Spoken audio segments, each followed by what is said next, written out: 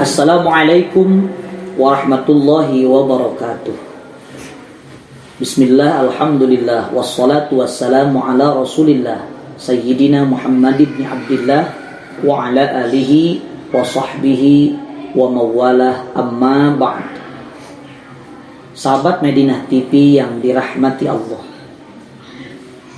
sebagaimana telah kita ketahui bersama bahwa di dalam sholat pada rakaat pertama dan rakaat kedua, setelah selesai membaca surah Al-Fatihah, disunatkan membaca surah. Untuk mendapatkan asal kesunahan di dalam membaca surah tersebut, cukup hanya dengan membaca satu ayat dari surah manapun yang ada di dalam Al-Quran, sekalipun surah tersebut dikategorikan ayat mutasyabbihat, seperti halnya Yasin, Alif Lam Mim, dan yang lainnya.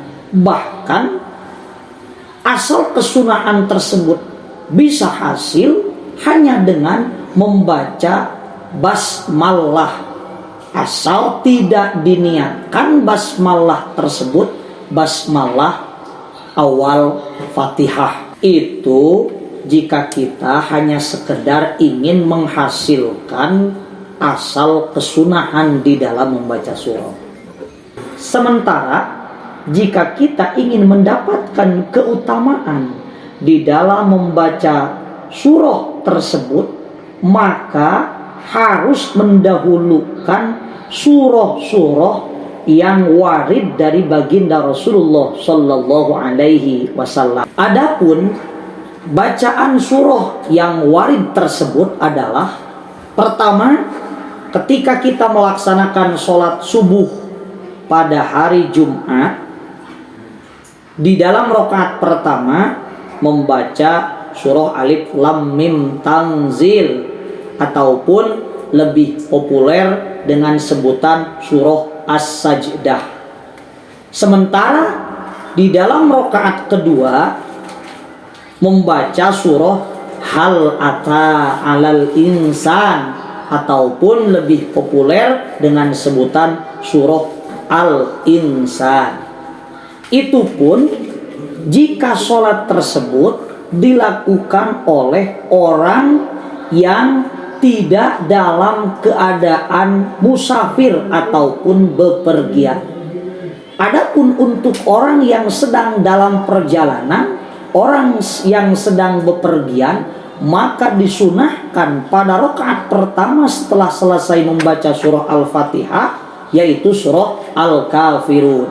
Pada rakaat kedua membaca surah Qul Huwallahu Ahad ataupun surah Al-Ikhlas. Yang kedua, di antara yang warid dari baginda Rasulullah Sallallahu Alaihi Wasallam itu adalah ketika sholat Jumat, maka disunahkan pada rakaat pertama membaca surah Al-Jumu'ah, dan pada rakaat kedua membaca surah Al-Munafiqun.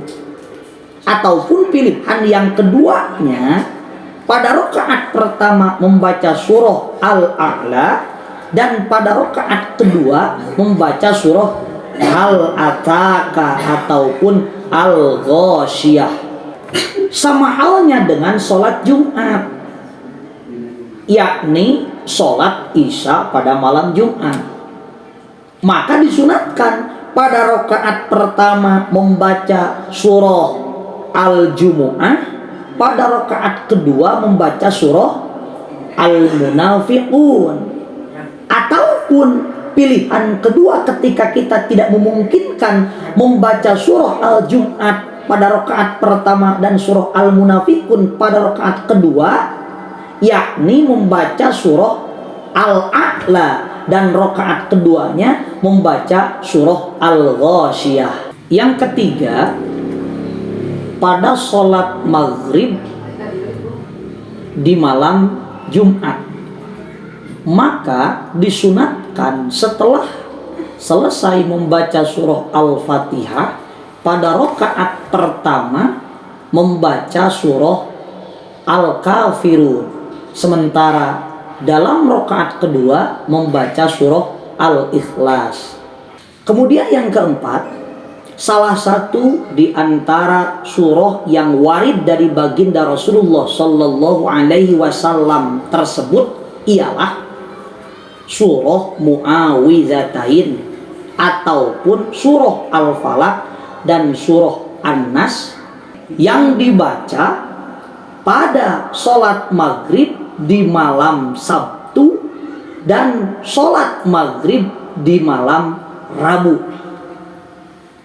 Adapun selain dari sholat maghrib pada malam Rabu, malam Sabtu, dan malam Jumat yang telah diceritakan, maka pada sholat maghrib tersebut disunahkan membaca surah At-Tur di dalam salah satu rakaat pertama dan rakaat kedua.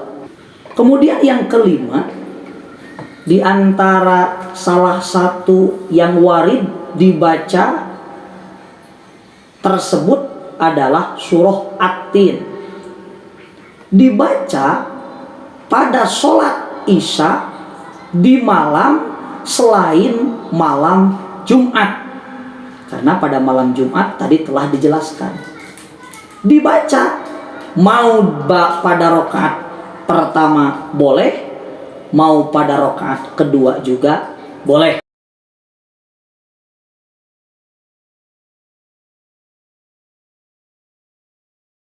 Sementara itu, ketika kita hendak membaca surah di luar surah-surah yang telah diwaridkan oleh baginda Rasulullah Sallallahu Alaihi Wasallam, maka harus memperhatikan 4 kriteria. Yang pertama, surah yang dibaca tersebut haruslah sempurna satu surah.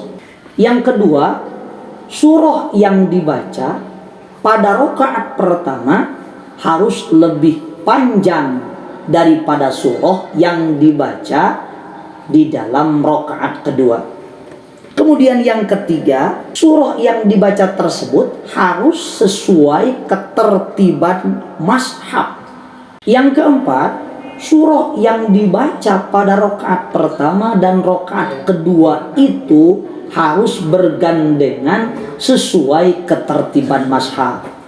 Contoh, rakaat pertama surah At-Takatsur, rakaat keduanya surah Al-Asr. Sahabat Medina TV yang dirahmati Allah, mungkin untuk pembahasan pada segmen kali ini dicukupkan sekian, dan insya Allah pada segmen berikutnya kita akan membahas lebih mendetail lagi tentang kriteria-kriteria yang telah tadi dijelaskan.